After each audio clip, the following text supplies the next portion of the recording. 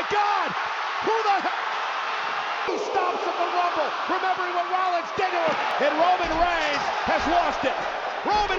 Roman Reigns has officially returned, and it looks like we are going to get Roman Reigns versus Seth freaking Rollins versus CM Punk at WrestleMania. And while triple threats without, titles on the line or stakes like number one contenderships on the line, it doesn't really do it for me, but I'm also not going to complain when I got this elite talent going at it. This is going to be good. This is going to be amazing. Those three in the ring with a microphone are going to cook. And if it's any indication of what Seth and CM Punk can do just by themselves in the ring, then this will be an all-timer. And that's what we're going to do today. Before Netflix premiered and we had that awesome main event between Seth and Punk, there was a promo battle at the last Raw on 2024 between Seth and Punk, and it was maybe the best promo battle I've ever seen. With a fistful of arrows, and I'm gonna jam them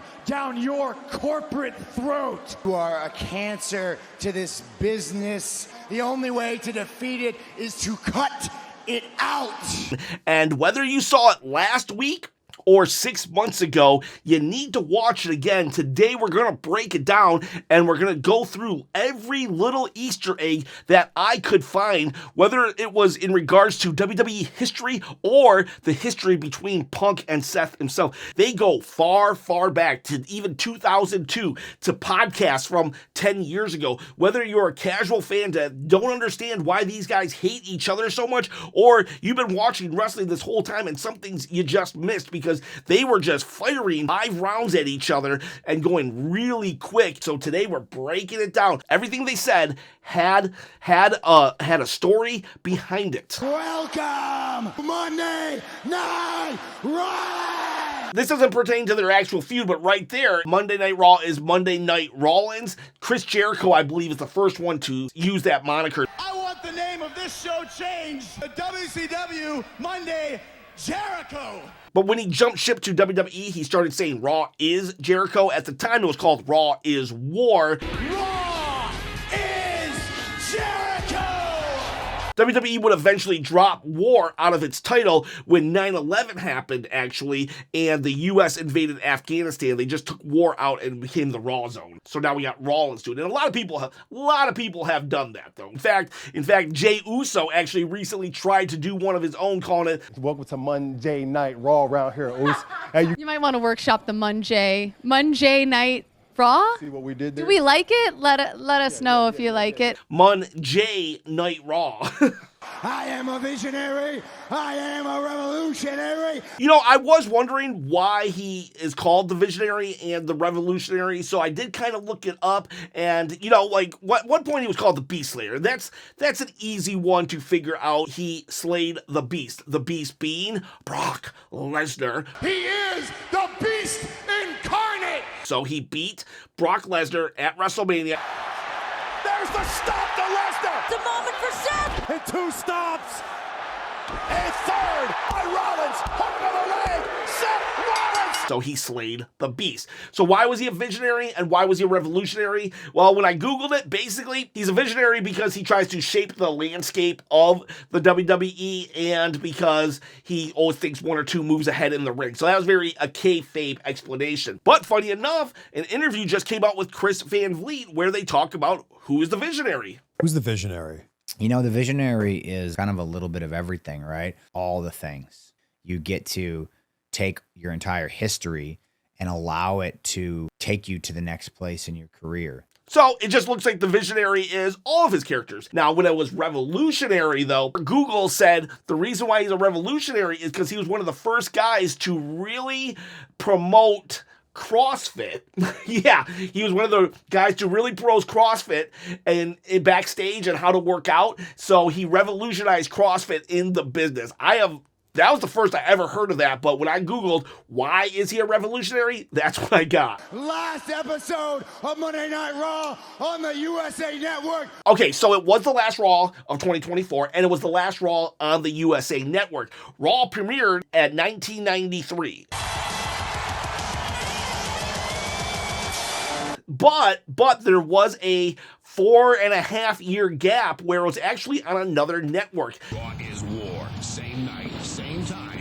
New home. TNS. So in the late 2000s, Raw actually moved to the TNN network, TNN, the Nashville network. Yeah, it was a country station. But at some point, then the Nashville network rebranded to get a wider audience to Spike TV. And Spike TV was a very, it was geared towards men. That was their target audience. It was very testosterone driven, and Raw was there. All right, listen up. We're moving. Raw is moving October 3rd at 8 to USA Network.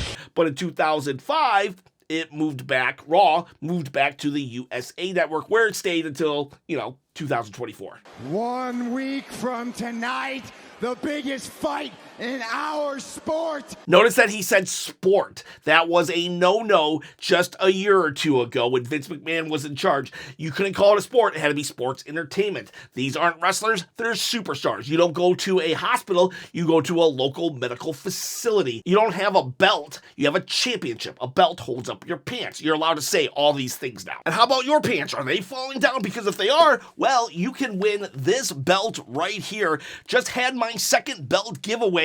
And well, we're running it all over again. At 20,000 subscribers, I'm going to give away another belt. All you got to do is comment below and be a subscriber to the channel. Also hit the bell notification. I'm trying to quit the day job, so help me out and you can win this belt right here or other belts I have for grabs. Don't forget, hit the like button too. Just be cool, hit the like button. Long video, let's keep going. The voice of the voiceless. Voice of the Voiceless is a CM Punk nickname. He got that during his pipe bomb or after his pipe bomb.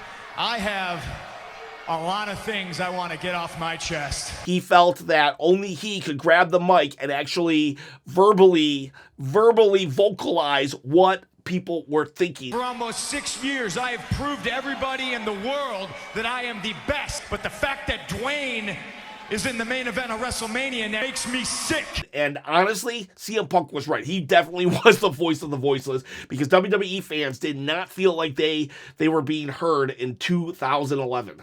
The Second City Saint. Second City Saint is another nickname of CM Punk. Chicago is referred to as the Second City. There is a comedy house in Chicago known as Second City, but why is the city itself known as the Second City? I thought it was because, they're just it was a really popular city back in the day, maybe second to New York City, but a lot of people think it's because at one point Chicago burned to the ground and they rebuilt it, and so that is the second city over the first city of Chicago. Either way, that's what Chicago is known for, and CM Punk, he loves Chicago. Is it great to be alive in Chicago? He's very proud of being from Chicago. He is a saint of Chicago. He is the Second City Saint. But before CM Punk made it to WWE, he was in Ring of Honor, which was like the third biggest wrestling promotion behind TNA and WWE. Maybe I'll go back to Ring of Honor. Well, Ring of Honor, he was there and he had a faction called the Second City Saints with Colt Cabana. Hey, Colt Cabana, how you doing? And Ace Steel. Versus the Monday Night Messiah. Monday Night Messiah is just an old gimmick of Rollins. Earlier tonight, Seth Rollins proclaimed that he is on a divine mission. He very much played on religious aspects, and CM Punk actually had a gimmick like that too. That's when he was with the Straight Edge Society. The Straight Edge Society. And I've brought my disciples. Put your hand on the screen and feel me flow through you into your homes. You are all a part of my crusade. Both cult-like factions. The self-proclaimed best in the world. Again, taken from Chris Jericho. Chris Jericho saying, I'm the best in the world. I am Chris Jericho. I am the best in the world at what I do. In fact, I think CM Punk and Chris Jericho feuded kind of, sort of, about that. You're a Chris Jericho wannabe. So obviously blatant by the fact you plagiarized me. You think you invented saying that you were the best? Name's Bret Hitman Hart. Best there is, the best there was, and the best there ever will be. That wasn't their sole reason for fighting, but that did play into it. After next week, you know where you're going to be able to find me. I will be here. I will be here the Monday after that. I will be fighting in this ring the Monday after that. Because that's what I do the Monday after that. And that's absolutely true. Seth Rollins 100% works a lot. He loves coming up, showing up. He's very proud of that fact, putting the company on his back. But it had nothing to do with this, but it reminded me when he tried to shame Roman Reigns for the same thing, saying, you know what, I show up for work and you don't. Do you remember why this title came to be? It was because every single one of these people, they were sick and tired of him showing up every 6 months, cheating to win every time, never defending the title. And then Roman came with that brilliant insult. I work like 10 times less than you, and I still make 10 times more than you. So it's like, who's the idiot here? So Seth Rollins trying to shame CM Punk because while CM Punk doesn't have the same contract as Roman Reigns, he has limited dates. He doesn't have to wrestle as much as everybody else. But if things don't go CM Punk's way, you can't say the same for him. Maybe he'll take another 10 years off, pick up his ball, go home. That's in reference to when he actually left WWE in the first time. He was in Royal Rumble 2014. He was eliminated by Kane, I believe. Look at this! And now Kane, oh my lord, Kane eliminating Punk. And they were setting up a program with him and Triple H. I tried to keep it business. You made it into a personal issue.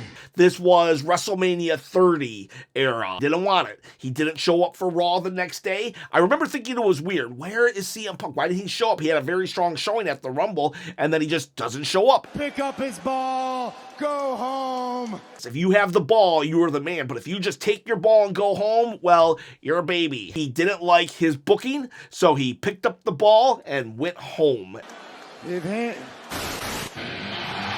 I think there was a miscue right there because it seemed like Seth Rollins was going to say something and then he stopped. So I bet the music was supposed to play the moment he said, take his ball and go home. Yeah, you remember 4 weeks? He looked at his watch. Usually it's a little more pronounced. But when he looks at his watch, he's looking what time it is. What time is it? It's clobbering time. Who says it's clobbering time? The Fantastic Four's Thing. It is a comic book reference. CM Punk is a huge comic book fan. He has actually even wrote 4 comic books. If I want to be a comic creator as good as yourselves, what can I do to be a good comic creator? You just got to have an imagination and love comics, I think. I don't think you need to be a good writer. They'll let anybody write a comic book at Marvel. Is that true, Marvel? Because I've got some ideas. I've got this idea that I've sat on since I was a kid. Overlord, right? He's this universal dictator, and you know what? Just call me. Took his ball and went home. The most industry plant, cliche bootlicker line I've ever heard in my entire life.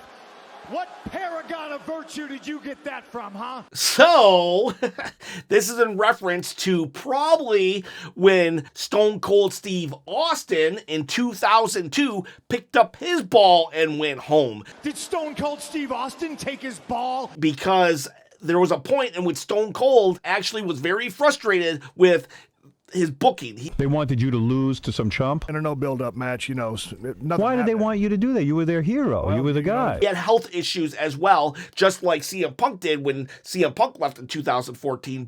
Man, I was having a lot of health problems with my nerves and stuff like that. But the official reason why Stone Cold left was that he was told that he was going to lose in a qualifying match to the King of the Ring, to Brock Lesnar. Stone Cold Steve Austin versus Brock Lesnar. Give me a hell yeah!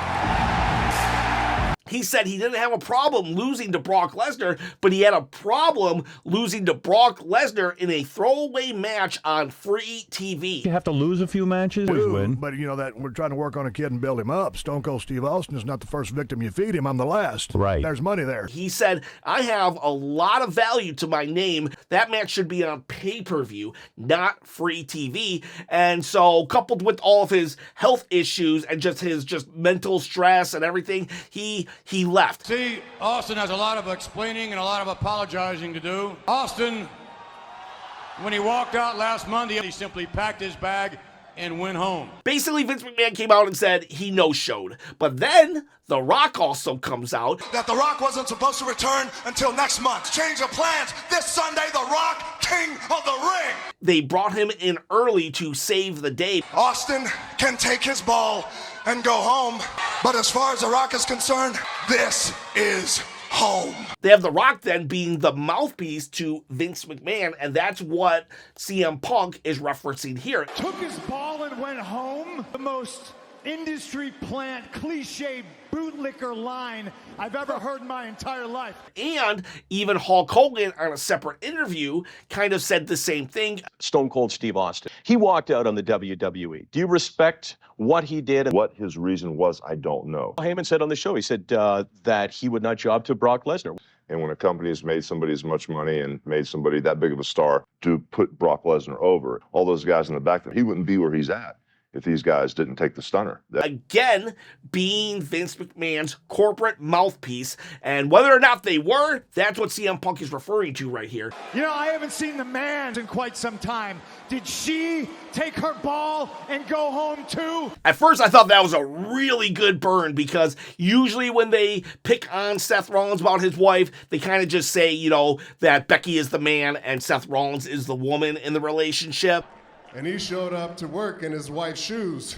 But here he's saying, you know, where's Becky? Did she leave? But those are two very different circumstances, and Seth Rollins will bring it up later and play it up off great. You want to tell these people that I turned my back on them? When in reality, you just want to cry because I abandoned you. And this goes now interweaving kayfabe and reality, because one of the reasons and grievances that Seth Rollins has aired was that when CM Punk left, well, everybody tried calling him. Everybody tried texting him, and CM Punk didn't answer anybody. When he wouldn't even explain to his friends, like, why he was so resistant to continuing that friendship. Like, I never got an answer out of it. Were you friends up to that point? Yes. And then even over the years, I reached out to him. No response, except whenever he would get a chance, he would just talk as much crap as he could. So, and CM Punk even admitted that. Seth came out here and he told the world, ghosted him. It's true, but I'm not here to litigate the past. At the end of the day, though, is that a reason to really just completely hate someone because they ghosted you? And so he's saying that you're not really mad that I abandoned them. You're mad that I abandoned you because you got your feelings hurt. How's your neck? Good. So now this is, again, is this kayfabe? Is it not? He says, how's your neck? You know, my neck acting up. I remember when Seth Rollins was feuding with Shinsuke Nakamura, he was targeting his back. I know about your back. But the storyline was that Seth Rollins was such a fighting champion that his body was just breaking down. And I think that's kind of where CM Punk is leading here. Low back has been at me for since 2019.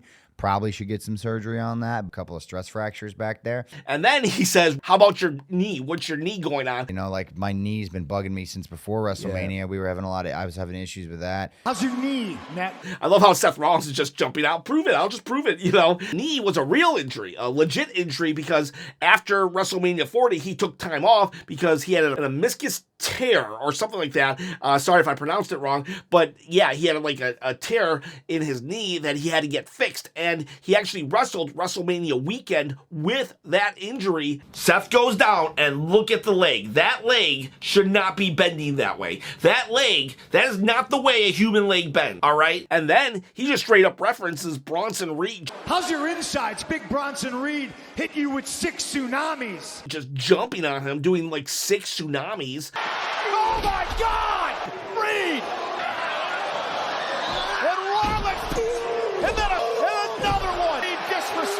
Tsunami! The drive Rollins to the third again. Tsunami! No, not again. He did a tranquilizer in both of them. My God! Not again. Come on now. Yeah, this is going in and out of kayfabe. Some injuries real, some injuries planned, and yet it's just it just works so freaking well. How's your pride? Because you didn't get a revenge on him and you saw me break his ankle. This is really cool because Sammy Uso, Jay, and Jimmy Usos, they all went to Seth and say, hey, can you jump on War Games with us so we can take out, the bloodline? Plus, you're feuding with Bronson Reed. Bronson Reed's on that team now. As I would love to get Bronson Reed inside of a steel cage and tear him apart, but I will never stand side by side with that tyrant Roman Reigns. And Seth was like, no way, not happening. And so, who gets to jump in Seth's place? So it's not going to be 4 versus 5. CM Punk is mortal enemy. First they wanted Seth, and then when he turned him down, it's his mortal enemy that does it. And you saw me break his ankle in War Games. If you look at Seth, he's like, oh, you didn't break his ankle. He didn't, and he did, because, Bronson Reed jumped off the steel cage, which he shouldn't have done. He jumped off the steel cage, and so nobody really broke his ankle. It was just the fall. He landed wrong. However, CM Punk can argue that he did, in that he was supposed to land on Roman Reigns. Had CM Punk not pulled Roman Reigns off the table, Bronson Reed would have landed higher. Therefore, his ankle might not have touched the ground and rolled the way it did. So you can say CM Punk is the reason why Bronson Reed broke his ankle. I came back. I didn't want to make friends. I'm here to make money. Yeah, he did. It was one of his first interviews back. They basically were about to go off the air, and he looks at the camera and he says, I'm back. I'm not here to make friends. I'm here to make money. I'm not here to make friends. I'm here to make money. I get to make a boatload of cash, making you the victim you so badly want to be, little brother. He calls him little brother. At first, I thought it was a shot at Roman Reigns calling Seth Rollins little brother earlier in the year. My little brother, Seth Rollins. Exactly, no pop. But actually, CM Punk said in an interview with Jackie Redmond, actually, on NHL TV, because if you didn't know this, Jackie Redmond actually works for WWE and NHL. She has her own show there. She's very big into hockey, which is, hockey's fake, wrestling's real. She actually interviewed CM Punk on that show, on her NHL show, because CM Punk is a huge hockey fan as well. And she actually asked about, why does Seth hate you so much? All right, well, Seth freaking Rollins, he has made it clear that he hates you. What do you think is the main reason? And CM Punk is like, well, I just feel that... Because I have been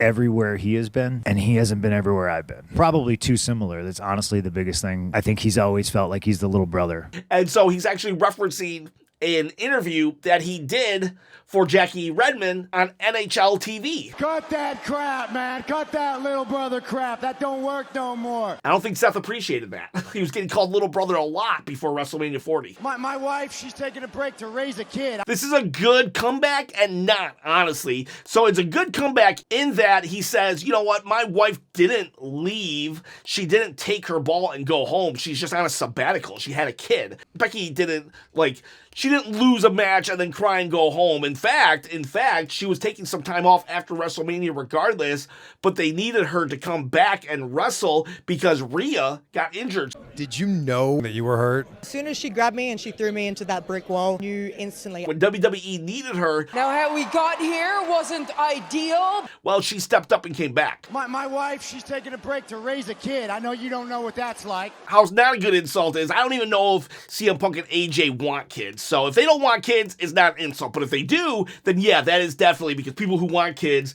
then can't have it. That's a very sore subject. So Stone Cold, he said it was the biggest mistake he ever made. That is true. Stone Cold actually did say that he made a mistake in how he handled that process. If I could go back and do it again, I'd change everything about it. And it cost me a lot of respect from my peers, a lot of money. It's a rough business. It's a rough life, and sometimes you make decisions you regret. That was one of them. I own up to it. And as they said it, I took my ball and went home. Now, he didn't say that he was wrong, but he said he could have handled it better, and he should have actually went to the arena instead of going home. You left You wanted this place to die with the echoes of those CM Punk chants. I'm wondering how long you can go with this thing. So if you guys could keep that up for about 2 minutes and 15 seconds, you'd last 1 second longer than Punk did. You went on your buddy's podcast, tried to tear this place down.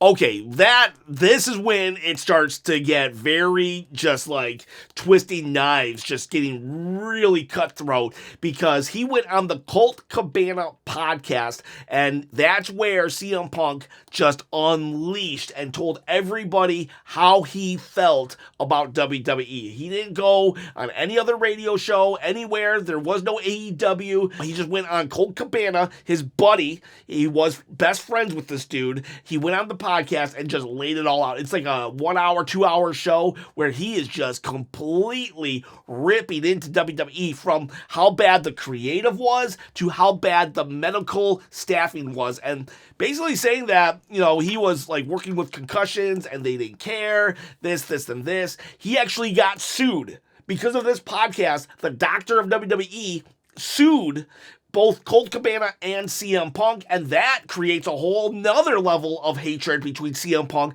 and WWE, because CM Punk actually felt that WWE made the doctor sue them. And then because of the legal battle that they had with WWE, Colt Cabana and CM Punk, who are trying to, you know, hire up with lawyers and stuff, they fall apart because of money issues. And it's not over. This podcast, how everything went down, will eventually result in CM Punk butterfly effecting back into the WWE. All the debacle that happened in AEW, it's insane. But when he references this, that's a sore spot, because at this point, him and Colt Cabana, they are not friends in real life right now. I'm talking 2024. 2014, when he went on the podcast, though, yeah, he laid into WWE, trying to destroy WWE's credibility and reputation as much as possible. He did not hold back. When that didn't work, you took every single shot you could to try to kill this place, and you still couldn't do it. Yeah, you know, so CM Punk, you know, he went on to be a UFC fighter. He went on to, he announced CM Punk here tonight. He may be going to other promotions. Who knows? What have the last 6 months looked like for you? Man, I don't know. I don't really remember. There's chunks of my life that I don't remember due to staph infections and concussions. I don't know if he went out of his way to take a shot at WWE, but when the opportunity arose, he took it. And then you took a big chunk of change to go join the competition. That's insane. I cannot believe they referenced AEW like that. CM Punk is in AEW. I think this might be only the second time they've ever actually referred to AEW in such a public atmosphere. I know Sami Zayn actually said AEW one time. You could have asked me about AEW. CM Punk went to AEW. What was it, 21? I think it was 2021. And, well, he did not have anything good to say about WWE. The only way you're going to be number one is if we all wait around long enough for Tony to have a daughter that you marry. He didn't really, I don't know, he didn't completely just sink his teeth and just go completely do a shoot interview about WWE, but he definitely referenced it in a bad light. Go ahead, leave. Main event night 4 of a buy one, get one free extravaganza. He definitely did not say, I loved my time in WWE. How'd that work out for you? There was just conflict, lots of conflict. Hangman allegedly took some microphone liberty. Punk, he went into detail about paying Colt Cabana's bills during their legal dispute with WWE's Dr. Chris Amann. When he stopped paying them, Cabana sued him back. Punk leaves. And they had two separate instances. Reports start coming out of an altercation between CM Punk and Ace Steel, as well as the EVPs of AEW, Kenny Omega and the Young Bucks, where CM Punk got into physical altercations backstage in real life. This is right here, and then real glass, crushing the abdomen. Go cry me a river. Jack came back from his match, and he's just like, well, if you got a problem about it, do something about it. I thought I was doing a responsible thing, you know? I didn't punch anybody. I just choked somebody a little bit. That led to CM Punk actually having to leave. He got fired. I turned to Tony and I said, "You're a clown. I quit." If you want to look into it, you can look at the just look at the CM Punk press scrum AEW and you'll know all about it. And so here we got Seth Rollins saying, you got kicked out of this place and now you're only back because you have nowhere else to go. I fought and I stayed because that's how revolutions are made. You stay in the trenches, you fight, that's how we win the war. I don't know if you know this, but I was a history teacher. I don't know how much of teaching I actually did. I wasn't in the field for very long, but just historically speaking, Seth Rollins is actually right here. If you want to change something, you kind of have to be present in order to get it to change. And we won the war. I would say they did win the war. If you look at where WWE was back then and where WWE is right now, I am glad that Seth Rollins and that he is experiencing this really good, positive atmosphere of WWE as opposed to the negative atmosphere that he once was a part of. You can recognize the pioneers because of the arrows in their back. And so now CM Punk starts bringing up arrows. At first, I thought this was just a metaphor on like all the backstabbing that happened to him or all the insults that people were saying behind his back. And while, yes, it probably was, it also calls back to his very last appearance because look at that shirt right there. Look at the shirt that he is wearing, a fist full of arrows. He's literally calling to his last appearance on Raw before he walked out on the company. I was the first one through the wall and I got bloodied for it. You wouldn't be here if it wasn't for me. CM Punk actually is the guy who came up with the idea for the Shield. Like the Shield, that's pretty sick. The original idea for it, it was tied to CM Punk. And he's saying that the reason why he left wasn't because of the fans, not even the wrestlers. He said, I loved all of them. I love the place I work. I just hate the people in charge. But he couldn't stand Vince McMahon. Honestly, this is just as big as referencing AEW, referencing Vince McMahon. Vince McMahon is like Voldemort, he who shall not be named. You can't talk about Vince McMahon anymore in WWE. Now, I don't know how it would have been if there wasn't a real life lawsuit hanging over Vince. And he loved you. And now we see Vince is a monster, and you can see why I had to leave. But that monster, well, he really liked you. And so that's like, ooh, ouch. If a monster really likes you, then it's like, what did that monster see that we aren't, that the fans aren't seeing? Maybe you are. Maybe you are a jerk, Seth Rollins. That's basically what he's alluding to. And then Seth says, watch your mouth.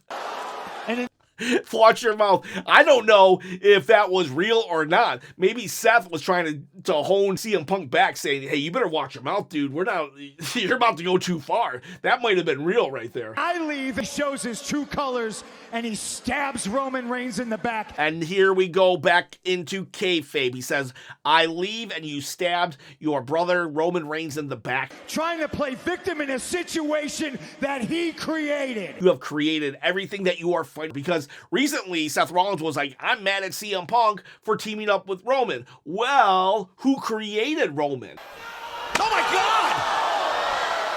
Seth Rollins when he hit him in the back. Now, you can argue that a lot of things happened to create Roman, but the genesis of Roman Reigns, the tribal chief, right there is surrogate family turning on him. So Roman has to turn to his actual bloodline to have people that he can trust because, well, Seth Rollins betrayed that trust. And Roman Reigns never forgot that at WrestleMania 40 when he had a choice between keeping his title or getting revenge for his brother betraying him.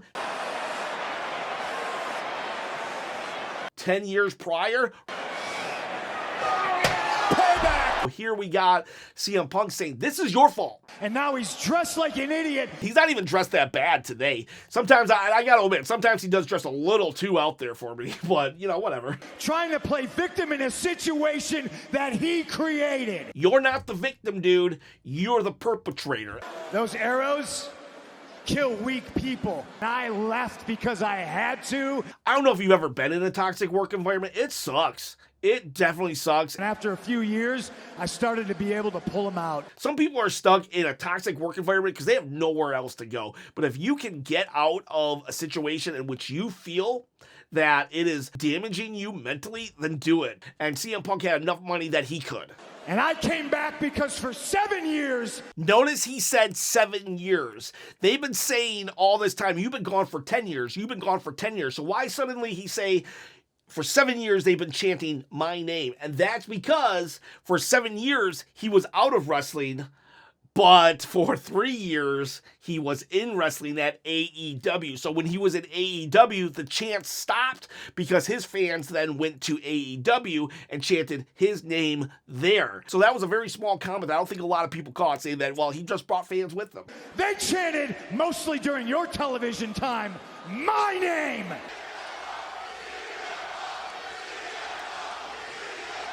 Next week, those same arrows that were supposed to do me in, I carry to this day. That's actually a pretty deep line. When you have mental health issues and you overcome them, it's not that you just like get rid of them. You always carry it with you, but you just have overcome it. You've been able to figure out a way to deal with it. And so here CM Punk is saying like he has a lot of arrows, but they're now in his hand. He still carries the wounds of the past, but he has risen above them. And I'm walking into LA, live and in living color. Live and in living color. In Living Color being the band that actually sings his song. Like Mussolini! With a fistful of arrows, and I'm gonna jam them down your corporate throat. I don't know if you can jam your mental health down someone's throat, though, so, the analogy eventually falls apart. I love this little stare down. It's almost like, is there anything left to say? I don't think so. I think, okay, fine. Let's just fight. But Seth Rollins has one more thing, actually. I've never said this to your face. Maybe once upon a time you were a pioneer. Once upon a time, Seth Rollins loved CM Punk. They used to ride together, everything. Once upon a time, you were a pioneer. We rode on Punk's bus and hung out with him and stuff, and we were kind of like all together. I remember the first night we were attacking Ryback. CM Punk pulling us to the side and him being like, people are going to be told not to sell for you. Make sure he does. So that was all we needed to hear. What you have become is a cancer. That reference right there, he actually did say that in 2023. Would you like to see Phil Brooks back in WWE? Oh, Philly Phil, stay away. Stay away, you cancer. Get away from me forever. He was calling CM Punk cancer well before CM Punk got back into WWE. And now here he's saying, yeah, you know what? I said that behind your back, but here I am saying it to your face now. And cancer does not cure itself. The only way to defeat it is to cut it out. I'll bring my eyes of fire. He did poke out someone's eye in an eye for eye fight one time with Rey Mysterio. Somehow he grew it back. And I will burn you to the ground. Dang, that burn you to the ground, burn it down. That's what Seth Rollins does. On this journey with me. But yeah, if you just look at these two, there's real hatred there. This is real life stuff. I don't like Phil. He's a jerk. Oh, did we just figure that out?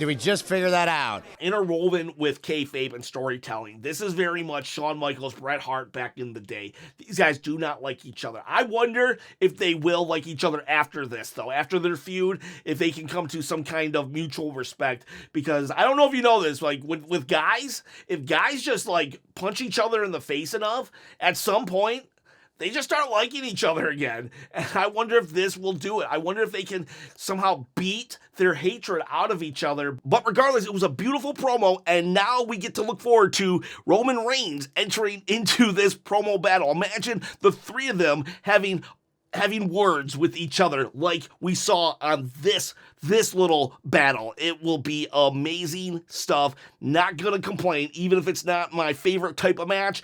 Just those three cooking each other, roasting each other left and right. It's gonna be crazy stuff. I cannot wait. Boys, girls, let me know if you caught an Easter egg in this video that I missed. Please let me know in the comments below. And you guys, you girls, have a great day.